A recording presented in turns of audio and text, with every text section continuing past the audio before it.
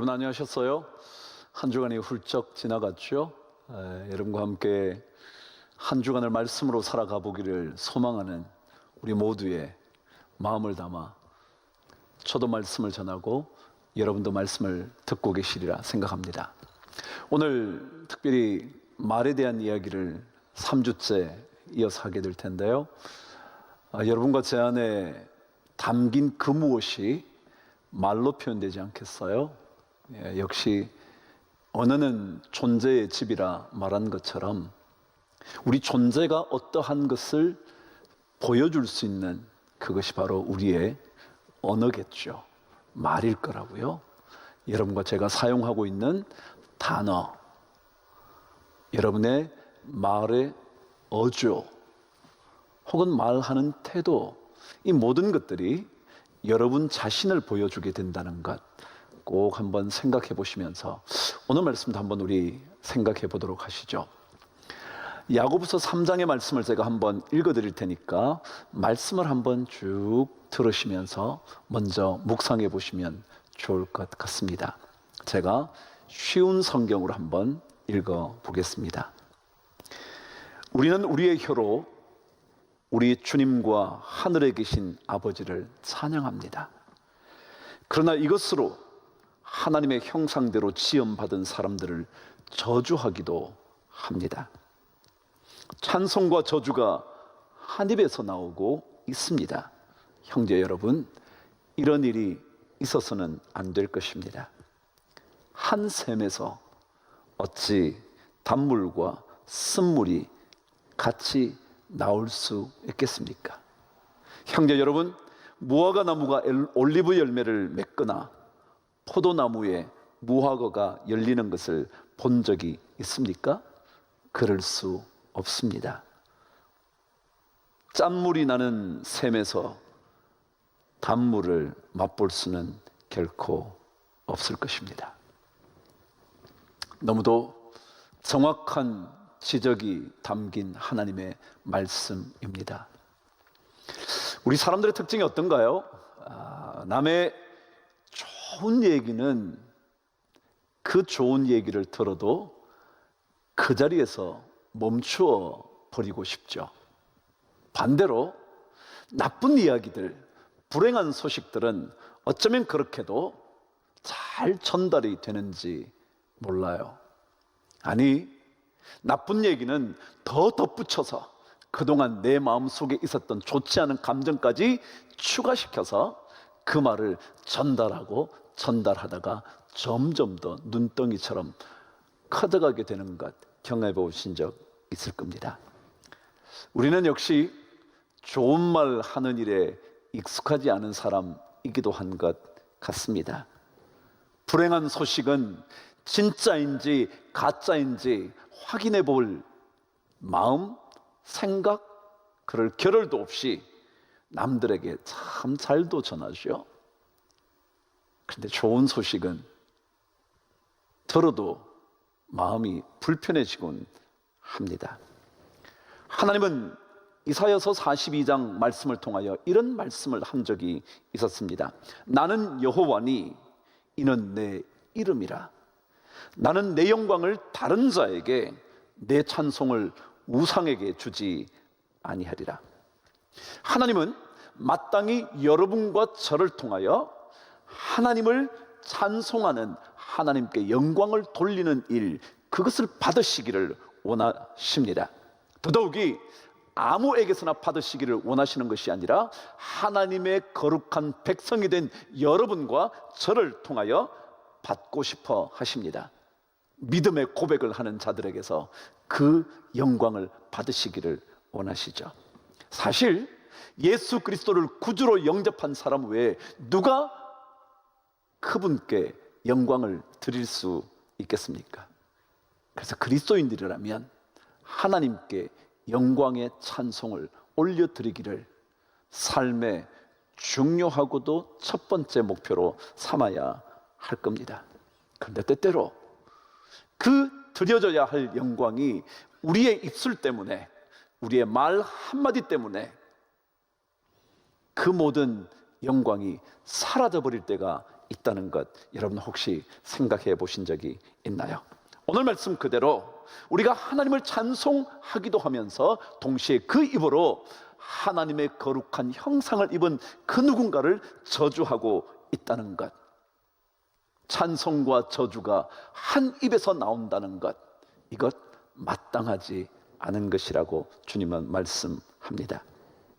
우리는 삶의 수직적인 관계와 수평적인 관계가 있다는 것을 늘 말하곤 합니다. 우리 그리스도인들은 하나님을 만나는 그 수직적인 관계, 하나님과의 1대1의 그 놀라운 영적 교제, 그러나 동시에 그 영적인 교제를 통하여 얻게 된 우리의 영적인 자산을 통하여, 영적인 은혜를 통하여 수평적인 관계에서 하나님의 모습을 하나 둘씩 보여주는 일, 이것이 우리 그리스도인들의 삶일 거예요. 이 어떤 균형이 멋지게 이루어져야 한다는 거죠. 그러니까 이 수직적 수평적 관계의 멋진 조화가 하나님께 진짜 멋진 영광이 될 수가 있다는 거죠. 예배를 드리다가, 말씀을 듣다가, 찬송을 부르다가 경험했던 그 영적인 능력과 그 뜨거움, 그리고 고백했던 그 은혜가 우리 삶 속에서 잘 퍼져나갈 수 있도록 만드는 일, 그것이 하나님께 영광을 돌리는 것이라는 거죠. 만일 이것을 놓치면 거대한 어떤 행사를 끝마치고 난 다음에 때때로 우리는 허무감을 느끼지 않나요? 그런 것처럼 우리가 예배 때 누렸던, 찬송을 하면서 경험하게 되었던, 기도 중에 뜨거워졌던 그 모든 것들이 어쩌면 은혜가 무의미하게 되어 버릴 수도 있다는 거죠. 그럼 신앙의 불일치는 특별히 말의 불일치로부터 시작된다 말할 수 있습니다. 하나님을 찬송하는 입술이 그 누군가를 저주하고 상처를 주고 고통을 주는 그런 입술이 되기도 할 때 우리의 신앙은 불일치를 자꾸만 드러내게 되는 겁니다. 야고보는 하나님의 형상을 입은 사람을 저주하는 것이 마땅하지 않다고, 옳지 않다고 말했지만 하나님께서도 이것을 굉장히 싫어하십니다. 그분은 이렇게 말씀하셨습니다. 너희가 내 앞에 보이러 오니 이것을 누가 너희에게 요구하였느냐? 내 마당만 밟을 뿐이니라 그랬습니다. 하나님은 우리에게 많은 재물을 요구하시지 않습니다. 제사의 재물을 요구하시는 것이 아니라 더더욱이 이 예배가 누군가에게 보이기 위한 것이 아니라는 거죠. 그런데 하나님을 경배한 입술로 욕설과 저주를 내뱉는다면 그 예배는 공허한 예배가 되고 말 것이다. 정말 하나님의 거룩한 성전에 뜰만 마당만 밟은 것뿐일 것이라는 거죠. 우리의 믿음의 삶은 때때로 이러한 일을 통하여 그 멋진 하나님을 향한 거룩한 믿음이 쓰레기처럼 짓밟혀 버릴 수도 있습니다. 그래서 신앙의 일치를 위하여 우리는 말의 일치를 가져와야 할 것이고, 말의 일치를 가져오기 위하여 특별히 우리는 내 입에서 저주하는 말을 없애야 합니다. 거룩한 성전에서 하나님께 찬송과 경배를 만일 여러분과 제가 드리고 있다면, 지금도 드리는 사람이라면 우리의 삶 속에서 마주치는 그 누군가, 가족일 수도 있을 거고요, 나의 멋진 친구일 수도 있을 것이고요, 함께 일하게 되는 직장 동료일 수도 있을 그 누군가에게 하나님께 드리는 찬송의 소리처럼 아름다운 찬양의 이야기를 그들에게 들려주어야 한다는 거죠. 칭찬해야 할 것이고요, 격려해야 할 것이고요, 함께 공감해 주어야 할 것이고요, 그리고 그들의 아픈 마음에 위로의 말이 되어 주어야 한다는 거죠. 만일 이 일이 어렵다면 차라리 침묵하는 훈련을 하는 거죠. 그래야 우리의 신앙의 불일치가 하나둘씩 잠들기 시작하고 신앙의 일치가 조금씩 우리에게 이루어진다는 겁니다. 그럼 시편 109편에는요 놀라운 얘기 하나가 있어요. 우리 안에 저주의 말을 없애야 하는 가장 사실은 중요한 이유가 있대요. 우리 안에 축복의 이야기가 아니라 저주와 그리고 남을 비난하고 욕하는 이야기가 사라져야 하는 진짜 이유가 있다는 거죠. 제가 109편 말씀 17절 18절을 읽어드릴 테니까 한번 들어보시죠. 그가 어떤 누군가가 말이죠, 저주하기를 좋아하더니 그것이 자기에게 임하고 그랬습니다. 엄청나지 않나요? 누군가 저주하는 말을 자주 내뱉는 사람이 있잖아요. 참 듣기 싫죠? 그런데 사실은요, 저주하는 그 사람은 오늘 말씀에 의하면 저주를 좋아하면 그 저주가 그 사람에게 임하고, 축복하기를 기뻐하지 아니하더니 복이 그를 멀리 떠났으며, 축복하고 싶어하지 않은 사람이요, 남에게 와 잘됐어, 잘했어, 너 멋졌어, 야 너 진짜 잘하더라, 그 얘기를 아끼는 사람은 그 사람에게 그런 복이 다 도망가 버린다는 거예요. 멀리 떠나버린다는 거예요. 또 저주하기를 옷 입듯 하더니 저주가 물같이 그의 몸속으로 들어가며 기름같이 그의 뼛속으로 들어갔나이다. 와, 여러분 놀랍지 않나요? 저주하기 시작하면 저주가 마치 우리 삶 속에 물이 흘러 들어감 같이 우리 안으로 자꾸만 파고 들어온대요. 마침내 저주가 뼛속 깊은 곳까지 파고 들어가 그의 삶을 복으로부터 멀어지게 한다는 거예요. 여러분 사실이요, 말이라는 것은 남이 듣기 전에 제일 먼저 듣게 되는 사람이 누구냐면 자기예요. 그렇지 않겠어요? 자, 내가 누군가에게 저주의 말을 하려고 했다 그러십시다. 그러면 이미 내 속에서 저주의 말이 막 일어나기 시작했어요. 내가 이미 듣고 있어요. 내 뇌가 알고 있어요. 내 영혼이 이미 그 저주의 이야기를 이미 간파하고 있는 거죠. 그러니까 남에게 전달되기 전에 이미 그 말이 자기에게 다 들려지게 된다는 거죠. 찬송의 소리도 마찬가지 아니겠어요? 찬송을 부르면, 하나님을 찬양하면 하나님께 다다르기 전에 이미 우리 안에서 그 찬송의 거룩함이 막 일어나지 않겠어요? 거룩함이 멋지게 펼쳐지지 않겠냐 말이죠. 사실 우리 입술에서 저주를 없애야 하는 이유, 비난을 없애야 하는 이유, 비판을 제거해야 하는 이유, 판단하기를 멈춰야 하는 이유는 신앙의 불일치를 극복하기 위함도 있지만 사실은 여러분과 저 자신을 위한 것이라는 것 잊지 않으셔야 될 거예요. 사도 바울은 그래서 우리가 해야 하는 말에 대하여 이렇게 말을 했습니다. 그러므로 사랑하는 자녀같이 너희는 하나님을 본받는 자가 되라. 그 다음에 하나님을 본받는 자, 여러분과 제가 다 그 마음을 가지고 이 신앙생활 하는데 말이죠, 하나님을 본받는 자, 그 사람은 음행과 온갖 더러운 것과 탐욕은 너희 중에서 그 이름조차 부르지 말라. 이름조차 부르지 말라. 이게 말하는 거잖아요. 그것이 바로 성도들에게 마땅한 반이라. 누추함과 어리석은 말이나 희롱의 말이 마땅치 아니하니 오히려 감사하는 말을 하라. 그런 거예요. 감사하는 거예요. 여러분, 저주보다 감사의 얘기가 훨씬 더 아름답습니다. 더러운 말보다 축복의 말에 담긴 것이 훨씬 더 멋집니다.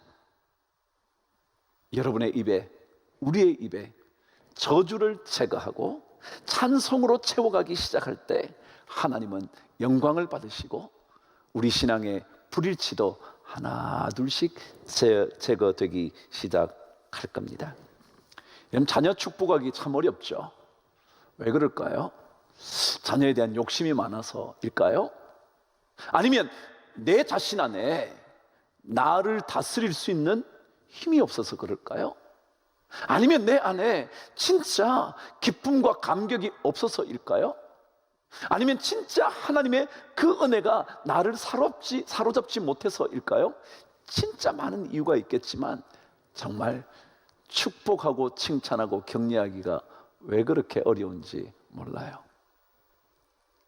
칭찬하면 고래도 춤을 춘다는데 우리는 칭찬에 어쩜 그렇게 인색한지, 아니 왜 그렇게 익숙하지 않은지, 잘했다는 이야기를 하는 것이 왜 그렇게 내 자존심을 건드리는 것인지 참 알 수 없어요. 그러나 성경은 끊임없이 우리에게 거룩한 하나님의 백성 되기 위하여 내 안에 축복과 감사의 말을 자꾸 담아 두라는 거죠. 예배의 자리에 앉아서 보이지 않는 그 하나님께 손을 들면서 감격하고 찬송하는 그 삶이 정작 가정에서 내 아내에게, 내 남편에게, 비록 보잘것없어 보이는 그 사람에게, 어쩌면 남들에게조차 칭찬받기 쉽지 않은 그 사람의 성격 때문에 그 여러 가지 이유를 달면서 자꾸만 저주하는 데 익숙해진다면 우리가 받은 감격과 찬양, 그것은 다 사라져버리고 말 것입니다. 내 주변에 있는 그 누군가에게 칭찬해 주는 거예요. 잘했다고 격려해 주는 거예요. 힘들었겠다고 위로해 주는 거예요. 그것이 참으로 힘들지만, 그러나 그것을 통하여 하나님은 영광을 받으시게 된단 말이죠. 옛말에 구이경지라는 말이 있었어요. 구자는 오렐 구자예요. 연구하다 그럴 때 말이죠. 이 자는 어조사예요. 오랫동안, 그러나 공경할 경입니다. 지는 똑같이 어조사고요. 그러니까 오랫동안 공경하는 마음을 갖고 있어야 한다, 그런 얘기예요. 오랫동안. 근데 사실 이것은요, 이런 의미가 담겨져 있어요. 우리 오래 사귀고 나면 공경하는 마음이 없어지죠. 그죠? 결혼 생활도 오래 하고 나면 아내와 남편을 존중하지 않죠. 그래서 구이경지라는 말은 오래되었지만 여전히 공경하는 마음을 가져야 된다, 그런 거예요. 친할수록, 가까울수록, 그리고 내 사랑하는 사람일수록, 내가 마음대로 할 수 있다고 생각하는 그 사람일수록 우리는 더욱더 공경의 마음을 가지고 조심해야 된다는 거죠. 편한 관계일지라 할지라도 오히려 그럴 때 더 마음가짐 조심하게 될 때 좋은 관계가 유지된다는 거죠. 그래서 신앙인은 하나님께 아름다운 고백을 드릴 때마다 그 아름다움이 그 누군가 주변 사람들에게 향기로 전해질 수 있도록 만들어 가야 한다는 거예요. 그러려면 먼저 그 누군가가 하나님의 형상을 따라 지음받았다는 사실 꼭 기억하셔야 돼요. 오늘 여러분 제일 먼저 읽었던 말씀 그랬잖아요. 우리가 하나님을 찬송해요. 그러나 동시에 하나님의 형상대로 지음받은 사람을 저주한다, 이렇게 기록을 해요. 여러분, 그 누군가는 하나님의 형상대로 지음받았어요. 비록 지금 그 형상이 온전히 이루어지지는 않았을지 모르지만 형상대로 지음받은 사람이라는 사실 우리 잊으면 안 돼요. 그 사람은 하나님의 사람이에요. 하나님께서 지은 사람이에요. 하나님의 이미지가 그 속에 담겨져 있는 거예요. 이 마음을 가지고 그 사람을 만나야 돼요. 비록 그 사람이 배우지 못했어도, 그 사람이 보잘것없는 사람이어도, 그 사람이 자기에게 별 유익을 가져다 주지 않아도, 그리고 그 사람이 심지어 나를 향하여 부정적인 이야기를 쏟아놓아도 우리는 그 사람이 하나님의 형상을 입은 사람인 줄 알고 그 형상이 회복되기를 기대하면서 그 사람을 만나야 돼요. 남에게 좋은 말 하기 참 어렵죠. 그러나 이 말을 잘하려면 오늘 말씀 마지막에 있는 것처럼 어떻게 무화과 나무가 감람나무, 올리브 열매를, 포도나무가 무화과 열매를 맺을 수 있겠느냐? 이같이 짠물이 단물을 낼 수 없다. 그랬어요? 그 얘기 뭐예요? 내가 이미 단물이 되어야 한다는 거예요. 내가 어떤 존재인가가 중요하다는 거예요. 내가 포도나무면 포도나무를 맺을 수밖에 없다는 거예요. 내가 무화과 나무가 되면 무화과만 맺게 돼 있다는 거예요. 그러니까 내 정체성에 대하여 자꾸 질문해야 된다. 내가 누구인가? 내가 하나님의 은혜로 구원받은 하나님의 사람이지. 나는 부족했지만 하나님의 은혜로 내가 오늘도 용서함을 받아 주님 앞에 서게 된 하나님의 백성이지. 이 정체성이요, 늘 그 자리에 있게 되어야 하는 그 정체성이요, 하나님의 사람이면 하나님의 사람으로, 하나님의 사람으로, 아버지라면 아버지로, 그 각자의 자리에서 정체성이 분명해야 된다. 짠물된 사람이 절대 단물을 낼 수 없다. 아예 우물을 뒤집어서 단물이 나온 곳으로 바꾸지 않고는 거기에서 우리는 단물을 절대 기대할 수가 없죠. 우리는 하나님의 구원의 은혜를 입었습니다. 신앙인의 지조를 잘 지켜가는 것, 이게 바로 정체성 지키는 거죠. 청록파 시인 중에 조지훈이라는 시인이 있었죠. 그는 선비정신을 늘 강조했습니다. 그래서 그가 지조론에서 이렇게 말한 적이 있었죠. 학자, 문인까지도 지조를 헌신짝같이 여기는 사람이 생기게 되었으니 변절하는 정치가들도 우리쯤이야 괜찮다고 자위할지도 모른다. 그러나 지조는 어느 때나 선비의 생명이며 교양인의 생명이고 지도자의 생명이다. 이런 사람들이 지조를 잃고 변절한다는 것은 스스로 그 맡은 바를 포기하는 것이다. 여러분, 스스로 맡은 바, 여러분과 저는 하나님의 사람으로 스스로 불림을 받은 사람이에요. 우리는 하나님의 사람이죠. 바로 이 하나님의 사람이라는 신앙의 지조 놓쳐버리면 우리 삶의 불일치는 어느 순간에도 일어날 수 있죠. 여러분, 한 주간이 또 시작됩니다. 아니, 시작되었습니다. 여러분과 제 안에 이 신앙인의 지조로 한 입에서 두 가지가 터져나오지 않는 신앙의 멋진 일치의 삶을 꼭 살 수 있게 되기를 바랍니다. 성령의 능력을 사모하십시오. 기도하십시오. 그래서 여러분과 제 입술에서 아름다운 찬송이 터져나올 수 있게 되기를, 그리고 그것이 하나님께 영광이 되기를 주님의 이름으로 축복합니다. 여러분, 우리 다음 주에 또 뵙겠습니다. 평안하십시오.